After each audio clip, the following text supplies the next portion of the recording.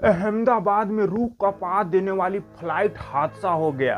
अहमदाबाद से air India की flight London जा रही थी और लंदन जाते वक्त भाई अहमदाबाद के मेघा नगर के बिल्डिंग से जाकर टकरा गया और टकराने के बाद बताया जा रहा है, खबर आ रहा है कि इस फ्लाइट में कम से कम 242 यात्री मौजूद थे, जिसमें से 241 यात्रियों का मौत हो चुका और एक यात्री भाई जिंदा बचा हुआ। वो भी कैसे बचा हुआ है?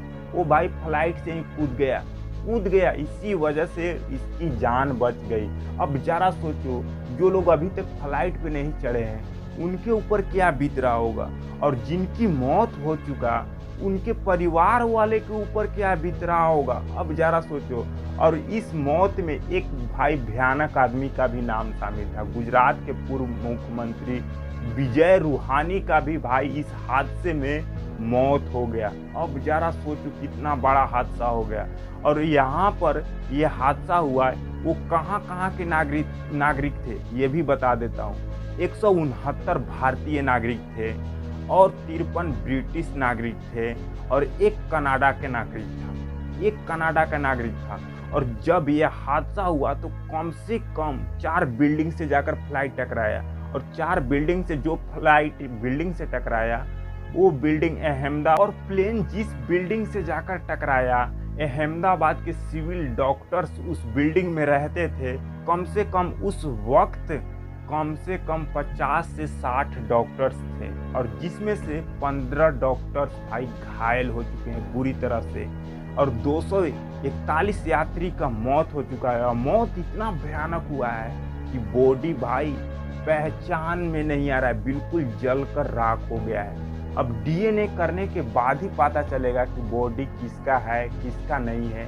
अब ये तो बाद में ही पता चलेगा। लेकिन भाई लोग बता दूं कि इस फ्लाइट में 103 पुरुष मौजूद थे और 114 महिला मौजूद थे और 11 बच्चे थे और 2 नवजात युवक शामिल थे इस फ्लाइट में। और ये फ्लाइट उड़ा कब था? 1:38 पे उड़ा था और 1:40 पे जाके बिल्डिंग से टकरा गया, क्रैश कर गया। वो भी 560 फीट की ऊंचाई पे उड़ रहा था ये फ्लाइट, 560 फीट की ऊंचाई पर। तो पायलट मैन का पता है क्या नाम था? सुमित अग्रवाल, जिनके पास काफ़ी ज़्यादा अनुभव एक्सपीरियंस था फ्लाइट का। कम से कम फ्लाइट कम से कम 8200 किलोमीटर तक ये पहले से उड़ा चुके थे, इतना अनुभव लेके बैठे थे, फिर भी क्रैश कर गया। अब जरा सोचो, क्रैश करने के बाद अब ये इसका जिम्मेवार तो कोई होगा, और इसका जिम्मेवार अभी तक खबर नहीं आया है, लेकिन 2 व्यक्ति पे जरूर जाएगा।